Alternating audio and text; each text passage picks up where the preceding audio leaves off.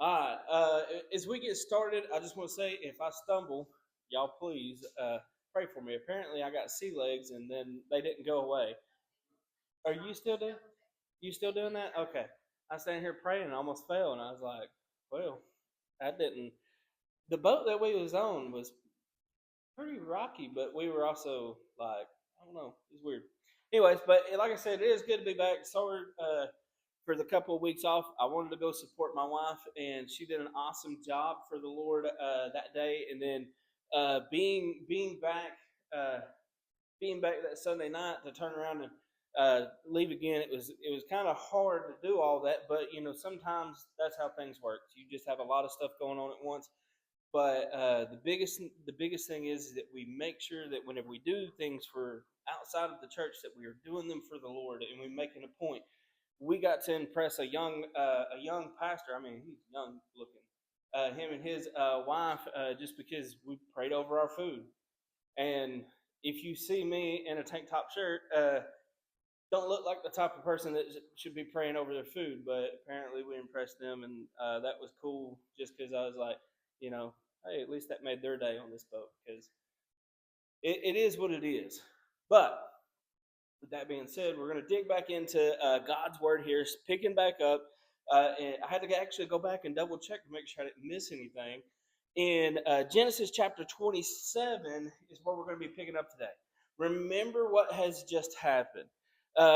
Esau sold his birthright uh, to Jacob for a bowl of soup because he was hungry and he was tired. He didn't want to he was lazy.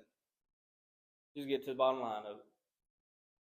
Then we see that Isaac gets a promise from God, but then Isaac uh, comes into a treaty of sorts with Abimelech. Now, Abimelech has made it to where if Isaac rises up against Abimelech for what God has promised, then Isaac's no good at his word. But if God wipes off Abimelech, Isaac's still not good at his word. So Abimelech went into this treaty of sorts to kind of get his place because he's seen what God has done in the past. Now he's kind of, I'm safe over here. So then we see that they make this oath, and then Esau takes and marries a bunch of women that are not from his tribe, that are not of his people, that are not of his origins. And we see how husbands and wives treat each other. Your kids will they will find husbands and wives to match. And then they will go on and so forth and so forth, and the trail will go down. So we see that how having a good godly marriage at the end of this is prominent for our kids. So that way they can find men and women, hopefully not like you, because I know I would annoy myself. I had to stay in a room with my son for a week, and him trying to be an alpha male. Whenever the alpha male was in the room with him, let's just say there's a lot of awkward silences in the room. But it is one of those things that you have a desire for your spouses to find good husbands and wives. So you want to be the role model for them in your marriage. All that leads up to one of the most deceitful things not portrayed by the deceiver. And I say all that because a lot of the times we want to look at Jacob as being the deceiver in all of these situations. Now, don't get me wrong, Jacob is sneaky. We will get into Jacob's sneaky sneaks. But the thing is we got to understand where Jacob starts from his parents. So as we begin to read in chapter 27 of Genesis, in verse 1, it says, when Isaac was old and his eyes were dim so that he could not see, he called Esau, his older son, and said to him, remember, Esau is Isaac's favorite. Jacob is Rebekah's favorite.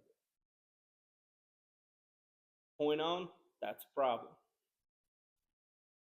He said to him, my son, and he answered, here I am. And he said in verse 2, Behold, I am old, and I do not know the days of my death.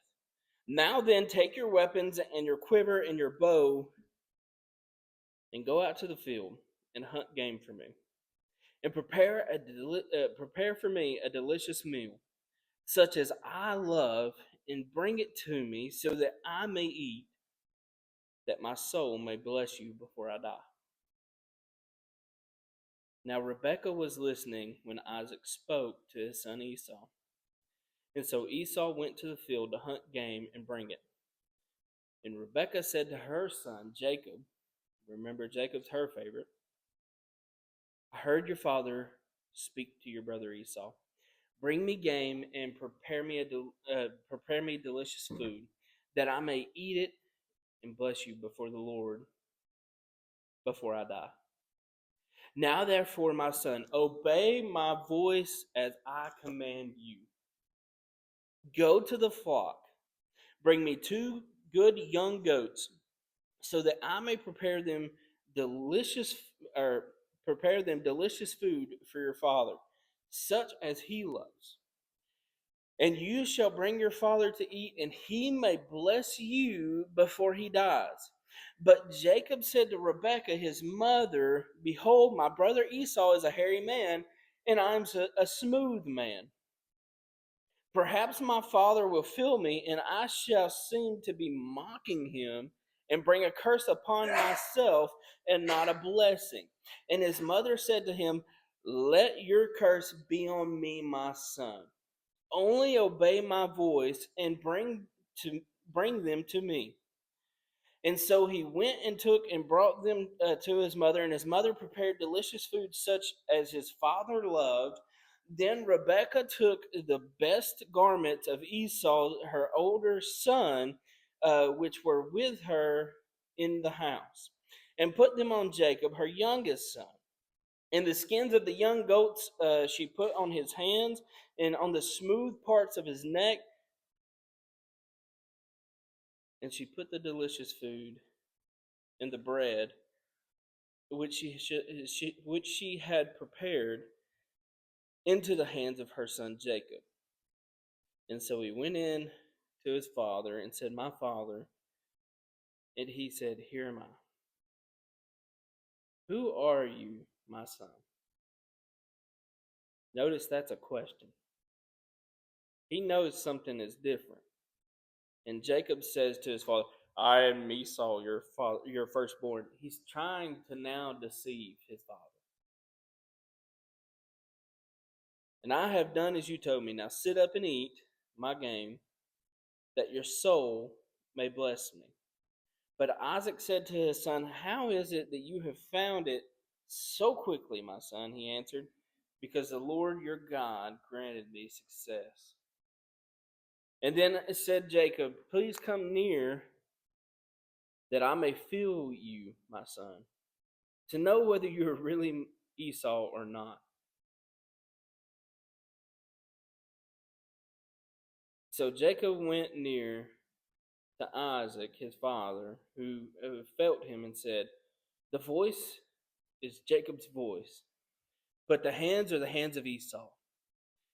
And he did not recognize him, because his hands were hairy like his brother Esau's hands. And so he blessed him. He said, "Are you really my son Esau?" He answered, "I am." Then he said, "Bring it near to me, that I may eat my son's game and bless you." And so he brought it near to him, and he ate. And he brought him wine, and he drank. Then his father Isaac said to him, "Come near and kiss me, my son." So he came near and kissed him. And Isaac smelled of the garments, and he blessed him, saying, "See, the smell of my son is the smell of the field that the Lord has blessed. May God give you of the dew of heaven and of the fatness of the earth, and plenty of grain and wine. Let people serve you, and nations bow down to you. Be Lord over your brothers, and may your mother's son bow down to you. Cursed be everyone who curses you, and blessed be everyone who blesses you."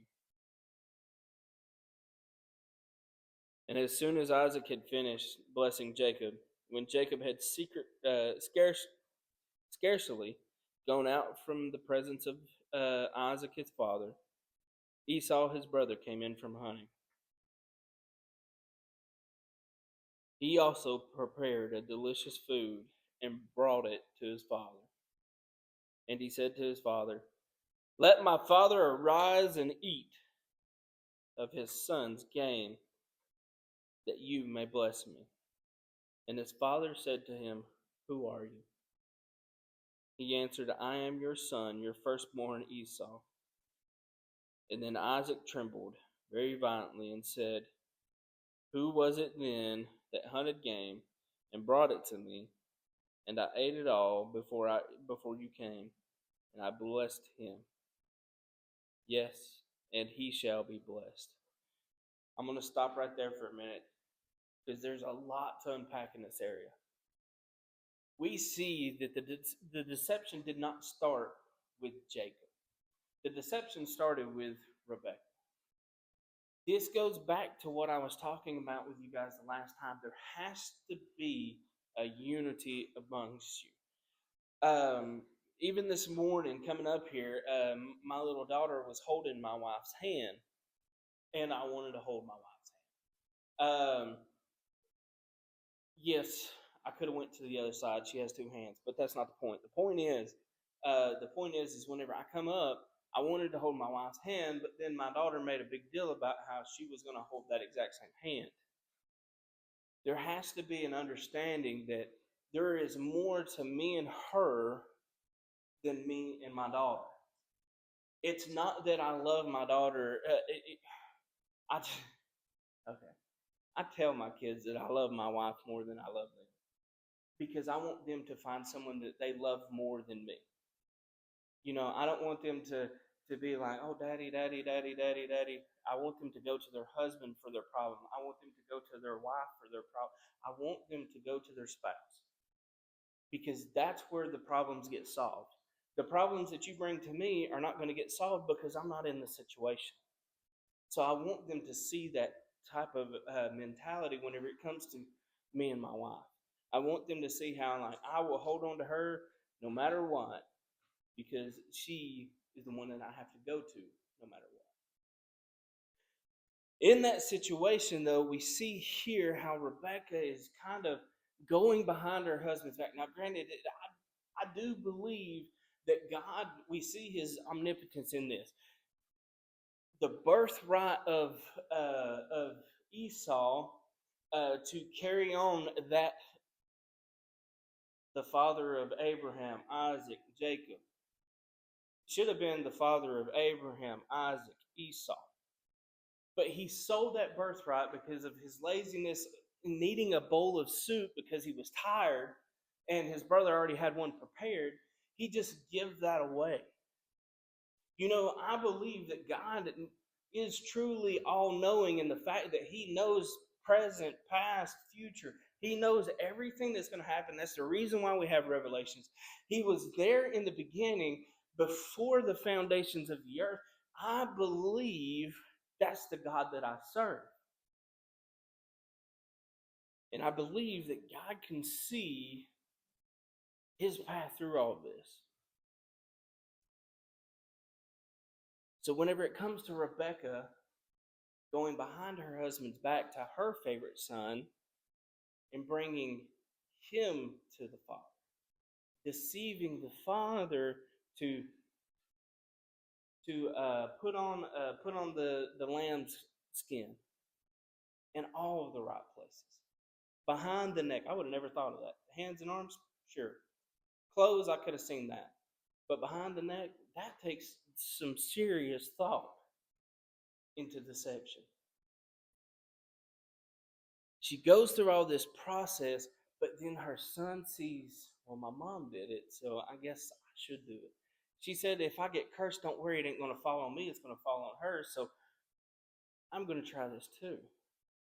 We set up a pebble or a snowball effect that grows that we will see in the future. we see how one action can change the entire outcome. And it's really hard to rein that back in once it's already passed. So now we see Jacob actually coming into his own as being the deceiver, quote unquote. But we see how, because it was the husband and wife who were not on the same page, this all happens. And I believe God can still use any bad situation to still make a good one. So we see here how he comes in and he tricks his father, but his father may be old and blind, but he's not dumb. He knows something is up. He goes through all of these tests to make sure that this is his son Esau, and whenever he believes firmly that it is, because of all the deception, he gives him the blessing. And let me tell you what, guys, the blessing that he gives is the blessing that we should want for any one of our kids. That God may give you the dew of the heaven and the fatness of the earth, that they always prosper, no matter where they are. They have plenty of grain and wine, that they never go hungry. To let people serve you and nations bow down to you, it's not, in this aspect, it is of authority over one, because God is building a kingdom. But for us now is to let no one walk all over our kids, to let them be strong in who they are, that whenever people come to stomp, that they can just sidestep it and go on. To be Lord over your brothers, and may your mother's son bow down to you, is to not be an overbearing sibling, but to be a sibling that can be looked up to. You know, my brother come and preached to you guys last week, and my dad, I only got to see him every other weekend, except for a couple of times whenever I lived with him. And my brother's dad, he was a hot mess and wasn't hardly in the picture after he was like 5. And because of all that, we were in a house with 3 other women, and we were trying to figure out how to be men. It come in the form of, I'm bigger than you, I'm going to sit on you until you cry for mama. I was so overbearing to him that I made sure that he knew who was in what place. That's kind of what's going on here. But whenever we look at this for the aspect of what we want to bless our kids with, my brother come to me, and it's in my truck. That's why I was going to drive my truck. I done forgot. In my truck, a couple months ago, I was at work and I was driving around. My brother was like, "Hey, where you at?" I was like, "Well, I'm running down here on the south end of Calhoun. Where you at?" And he's like, "I'll come meet you. You just stop somewhere and tell me where you're at, and I'll be there in just a second." I was like, "Okay." Well, he brought me this little card, and it had a bear on it, and it said "Best Brother," and I was like, "Oh, dude, that's sweet." And it didn't click till I realized that whenever I flipped it over, that he had actually wrote on this little bitty card. He wrote like this paragraph of everything, and it was pretty much saying that even though I had tormented him as a child, he knew that he could always come to me. He knew that he could, whenever he come to live with us, and then he had to go back to my mother, and then whenever he snuck off and come to live with us the second time, he knew that I would have his back. And he said that even though he never really had a father, that he could always look up to his big brother. And that's the kind of blessing that I want for my kids. I want it to where my girls know that they have a man that will protect them and my brother. Or in their brother. Sorry. I want to know that my son can always go to his sisters and get honest opinions. That's the kind of love that it shouldn't be necessarily a bearing over them. But whenever we want to bless them in this way, it should be more of they can look up to each other in times of need. I have found that my youngest sister, who I rarely had a conversation with growing up because the age gap was there, and at this point I'd moved in with my father, and we never really clicked. I look to her now and see the greatest example of Jesus whenever it comes to trying to give someone forgiveness who doesn't want it. It is amazing how we can do that whenever we realize that it's not about necessarily making someone lord over the other, but as actually wanting to bless them in a way that they can be standing there whenever the other one is low, and they can help lift them up. But getting back to the blessing of Isaac to Jacob, it says, "Be Lord over your brothers, and may your mother's son bow down to you. Cursed be anyone who curses you, and blessed be everyone who blesses you."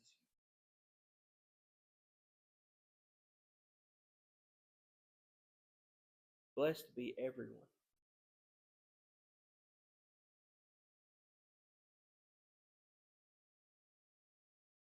And it says that whenever Isaac had finished blessing him, what did he do? He scurried off. He went and hid because he knew his brother was about to show up.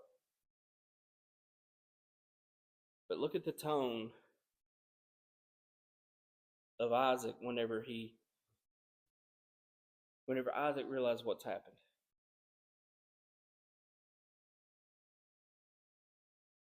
He answered him, his father, in verse 32, it says, his father Isaac said to him, "Who are you?" It's that question again. At this time, I bet you he can hear the voice and he understands that that's Esau's voice. "I am your son, your firstborn Esau." Then Isaac trembled violently and said, Isaac had now realized what had happened.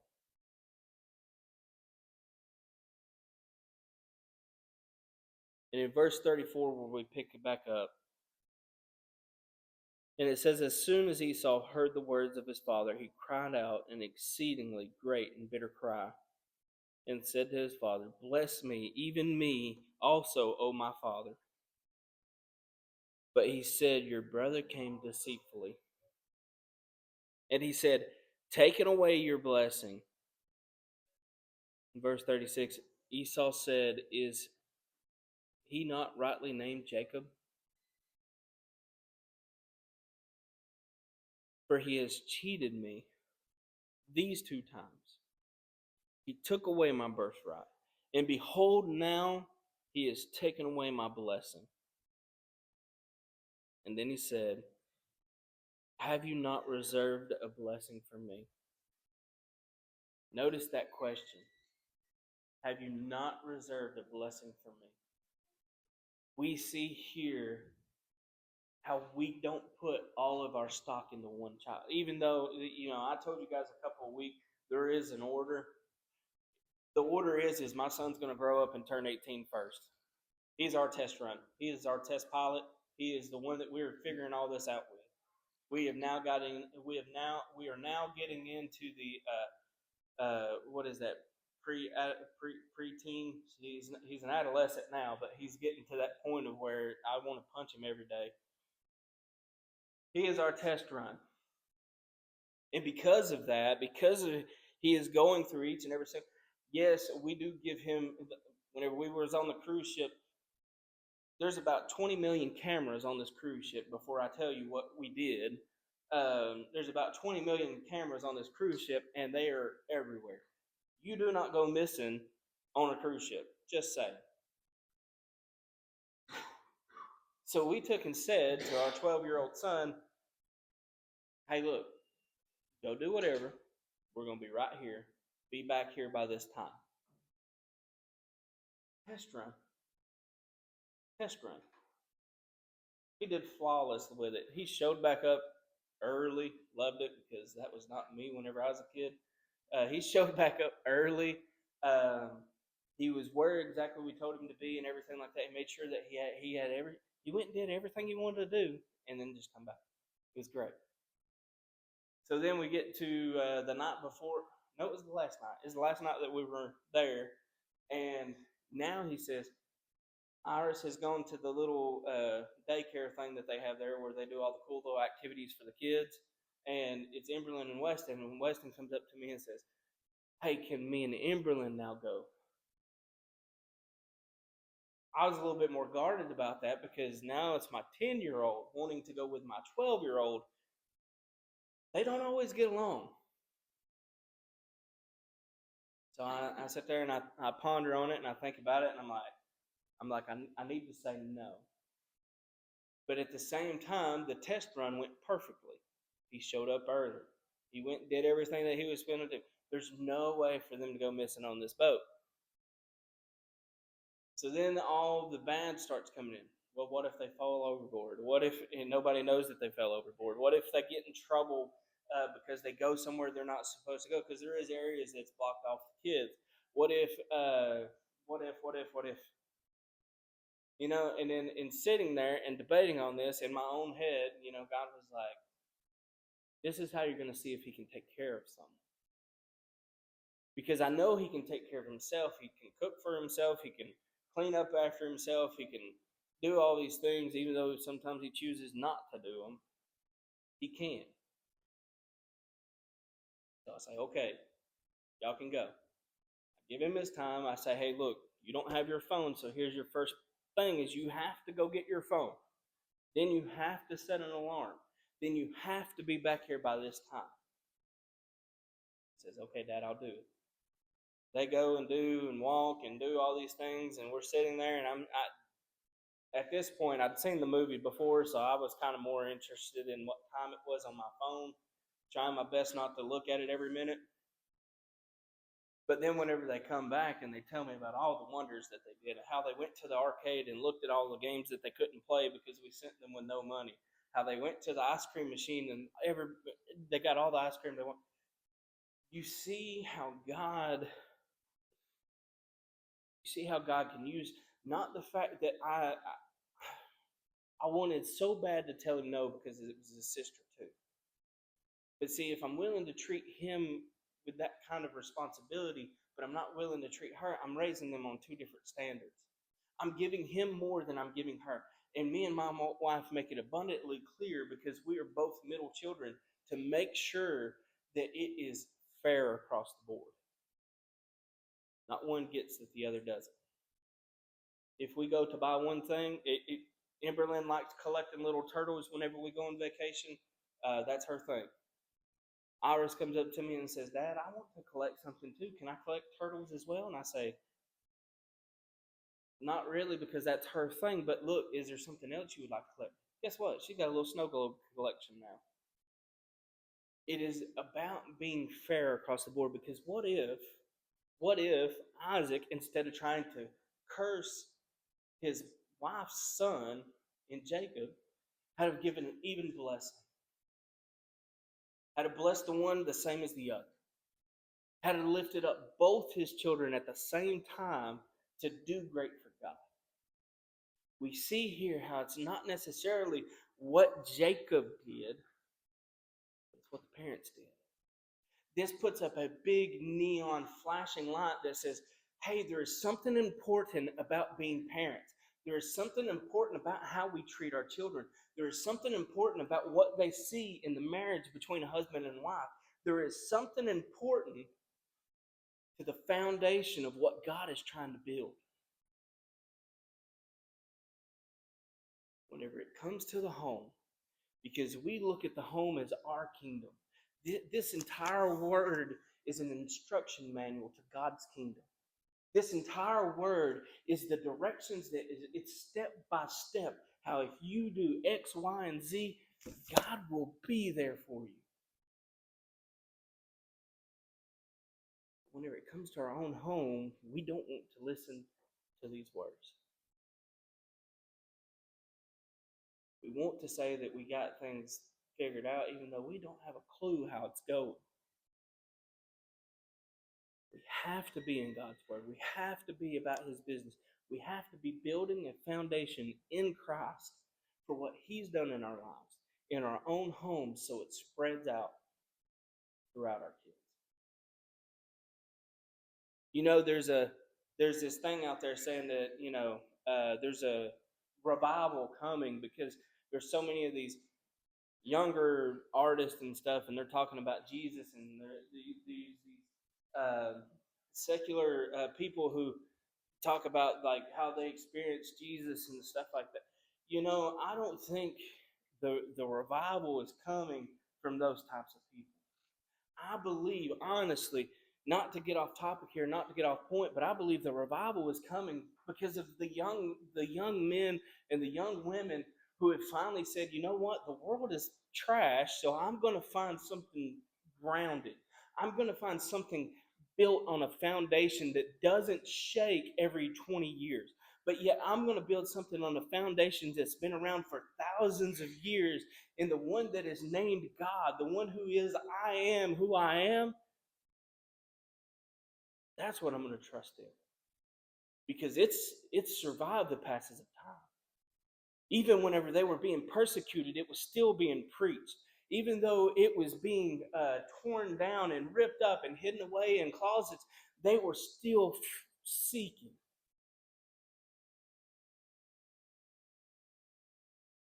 I believe it's the young men and women that are coming up behind us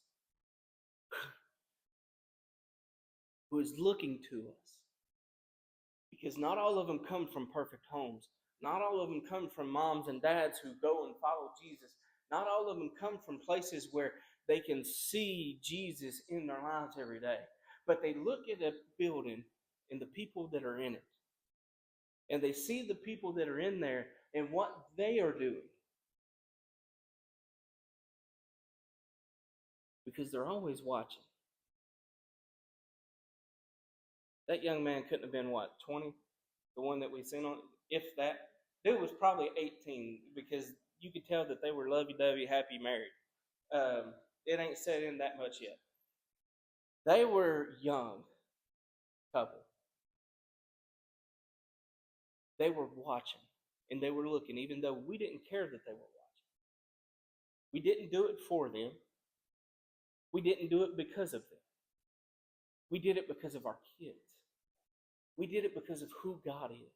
We grabbed hands together and prayed there openly in front of everybody because we love Jesus. Somebody else was watching. There's big points to come from this. There's big parts of this that we need to understand goes deeper than the text. There's parts of this that we need to understand about being one in marriage and being fair across the board. Because what if Isaac had been fair? Because in verse 37, we pick back up, and Isaac answered and said to Esau, behold, I have made him lord over you and all his brothers. I have given to him for servants. And with grain and wine I have sustained him. What then can I do for you, my son? And Esau said to his father, begging and pleading, he said, have you but one blessing, my father? Bless me, even me also, O my father. And Esau lifted up his voice and he wept. Then Isaac his father answered him and said to him, behold, away from the fatness of the earth shall your dwelling be, and away from the dew of heaven on high.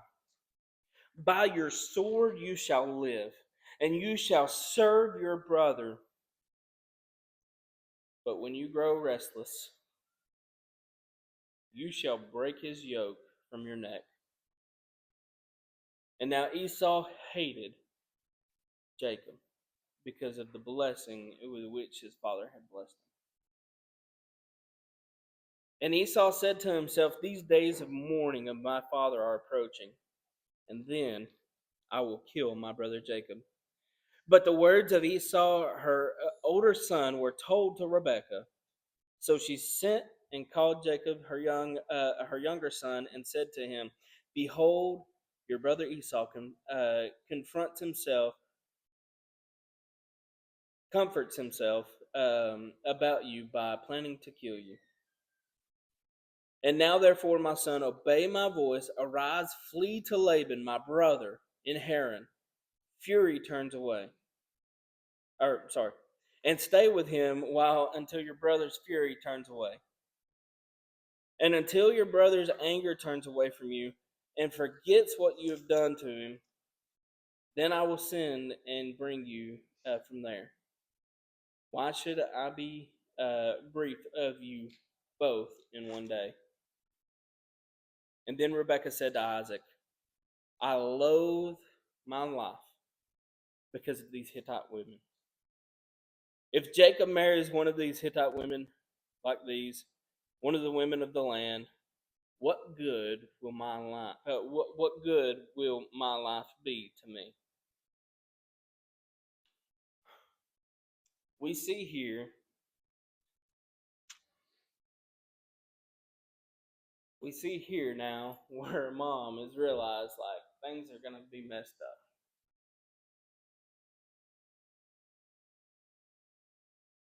She's sending her now newly blessed son back to her brother. Hopefully to find a wife from there because she is tired of the Hittite women. Because of all this and what she couldn't get behind with her older son, we see now how there's no other way to put it than parents split. They're split on opinion. They're split on purpose. They're split on what should be done. They're not one. They're two individuals. We see now how we have pushed one son to such hatred that he wants to continue the line of Cain. He wants to go down that repeating cycle of kill first and deal with it later.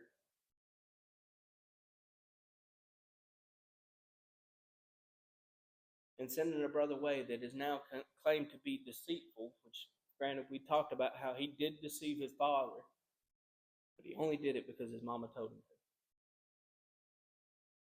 Being sent away so that way she doesn't lose her husband and her son. We have to be together, guys. If you're not in a marriage, that's fine. You still have to be one with God. Because if you're one with God, whenever that marriage does come along, and those red flags pop up of, I believe Jesus saved my life, and one day I'm going to live in heaven, and then that lady or that man that's across from you says, I don't believe in nothing. Big red flag. You can take on a mission field like that if you're firmly grounded in the faith of Jesus Christ. But your spouse shouldn't be a mission field. Your spouse should be a prayer request. Because, listen, you ain't going to change your spouse. God is going to change your spouse. Jesus Christ being in their life is going to change your spouse. The prayers that you send up, that's the most that you can do for that individual.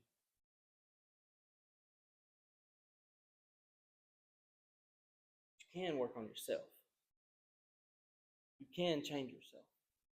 You can get yourself to where you need to be one with your spouse.